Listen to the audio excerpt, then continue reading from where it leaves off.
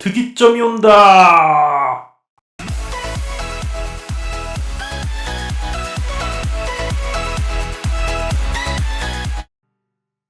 알파고가 바둑을 이겼던 2016년 특이점이 온다는 키워드가 유행했었습니다. 사실 이 특이점이 온다는 말은 미래학자 레이 커즈와일의 특이점이 온다, 즉 싱귤러리티라는 책에서 나온 단어입니다. 이 책에서는 4차 산업시대에 인공지능이 인간의 지능을 뛰어넘는 시점이 오면 그 이후의 기술 발전 속도는 우리가 지금 예측할 수 없을 정도로 발전할 것이다 라는 의미로 특이점을 사용했는데요. 왜 싱귤러리티, 즉 특이점이라는 단어를 사용한 것일까요?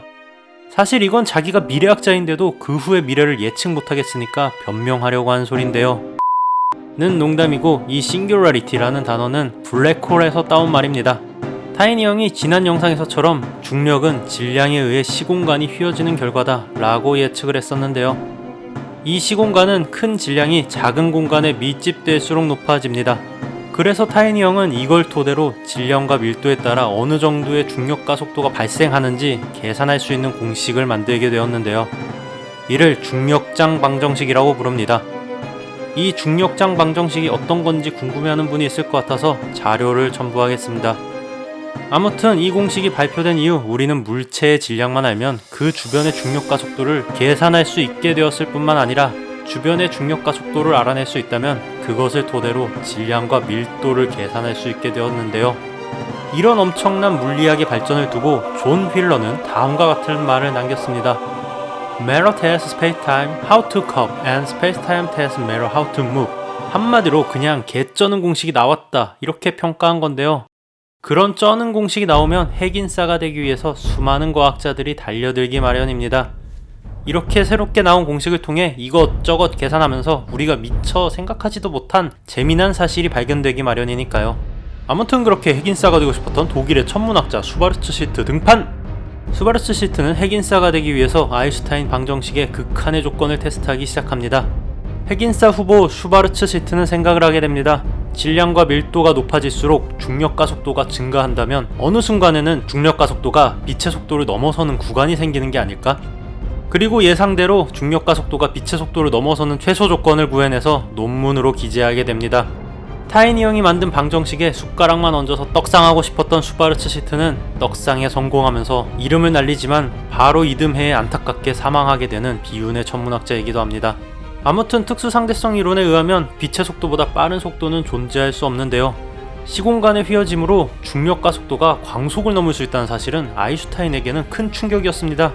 아인슈타인은 이에 대해 그렇게 큰 질량과 높은 밀도는 우리 우주에 존재할 수 없다. 따라서 블랙홀은 이론상에서만 존재할 것이다, 이렇게 말했는데요. 그럼 일단 블랙홀은 뭘까요? 블랙홀 하면 많은 사람들이 검은색 별을 생각하지만 실제로 보면은 전혀 다릅니다. 아니 실제로는 볼 수가 없죠. 왜냐하면 블랙홀은 시간과 공간에 휘어진 곡률이 너무나 커서 빛조차도 빠져나올 수 없는 공간이기 때문입니다.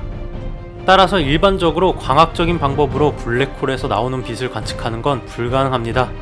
어쨌든 아인슈타인이 현실에서 존재하지 않을 것이라고 말했던 블랙홀은 세월이 흘러 90년대에 우리 은하 중심을 관찰하던 캥망원경에 의해 포착이 됩니다. 아니 빛조차도 빠져나올 수 없는데 어떻게 봤냐, 이렇게 생각할 텐데요. 이런 식으로 아무것도 없는 빈 공간을 중심으로 공전하는 수많은 별들을 발견하게 된 것입니다. 이런 별들이 빈 공간을 엄청난 속도로 공전하고 있는데요. 아니 저기에 핫플레이스라도 있나? 왜 다 저기로 몰려드지? 아무튼 중력가 속도는 질량과 비례하기 때문에 이런 거리에서 이렇게 빨리 공전하기 위해서는 어마어마하게 질량이 큰 무언가가 중심에 있어야 됐습니다. 과학자들이 계산한 결과 이 물체의 질량은 태양의 100만 배에 달하는 무지막지한 질량을 지닌 물체가 중심에 있다는 것이었죠. 이렇게 질량이 큰 물체가 레이스가 클라킹을 한 것 마냥 관측조차 되지 않는다면 대체 왜 그런 걸까요? 결국 과학자들은 여러가지 검증을 통해 이 물체가 중력이 너무 강해서 물질을 지탱하는 세 가지 힘이 중력을 이기지 못하는 상황, 즉 이론상에서만 있던 블랙홀임이 밝혀졌는데요.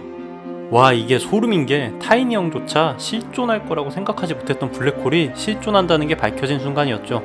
그럼 이런 블랙홀은 어떻게 생길까요? 일단 우리의 몸을 포함한 우리 주변에 있는 모든 물질은 분자 구조로 이루어져 있는데요. 이런 분자 구조들은 원자라고 하는 중심의 핵과 외곽 전자로 구성되어 있습니다. 그런데 이런 원자들은 사실 전부 다 빈 공간으로 이루어져 있다고 해도 과언이 아닌데요. 그런데 이런 빈 공간을 채우면서 계속 가까워지지 않는 이유는 자석을 떠올리면 됩니다. 자석이 같은 극끼리 마주대면 서로 밀어내는 청력이란 힘이 작용합니다. 이 힘 덕분에 원자들이 더 이상 가까워져서 붕괴되지 않고 버티는 것이죠.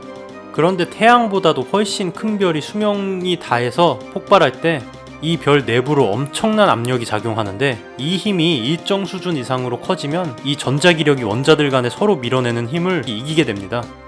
그러면 모든 원자들은 양성자와 전자의 구분은 사라지고 중성자만 남는 무지막지한 상태가 되는데요. 이 중성자는 밀도가 우리가 알고 있는 주변 물질들에 비해서 너무나 무지막지하게 높아서 티스푼만큼의 무게가 에베레스트 산의 무게와 동일할 정도입니다. 이게 바로 중성자별이죠. 그리고 이 중성자별의 구조를 지탱해주는 우주의 마지막 남은 힘이 핵력인데요. 이 핵력을 이겨내는 힘이 가해지면 이 물질이 중력으로 인해 질점으로 계속해서 수축하는 힘을 막아줄 힘이 우주에는 존재하지 않게 됩니다. 물질이 계속해서 수축하는데 그 힘을 막아줄 힘이 우주에 없으므로 이 물질은 무한대로 수축하게 됩니다. 나중에 설명하게 되겠지만 모든 물질은 우주의 힘에 의해 지탱되는 것이 사실상은 전부 다 빈 공간으로 이루어져 있는 거나 마찬가지이기 때문이죠. 결국 우주의 모든 물질의 구성은 잡아당기는 힘과 밀어내는 힘의 균형으로 유지가 되는 것인데, 이렇게 막대하게 커진 중력이 이 균형을 깨버리고 잡아당기는 힘만 존재하여 모든 물질의 우주 구조가 유지될 수 없는 지점을 만들어내는데, 그곳이 바로 블랙홀인 것입니다. 블랙홀은 한마디로 뭐든지 다 빨아들이는 우주의 핫플레이스인 셈이죠. 하지만 이렇게 뭐든지 다 빨아들이면 빛이 전혀 나오지 않아야 되는데, 양자역학 효과로 블랙홀이 완전히 검지 않다는 걸 스티븐 호킹이 밝혀내는데요. 이 부분은 양자역학 파트에서 설명하겠습니다.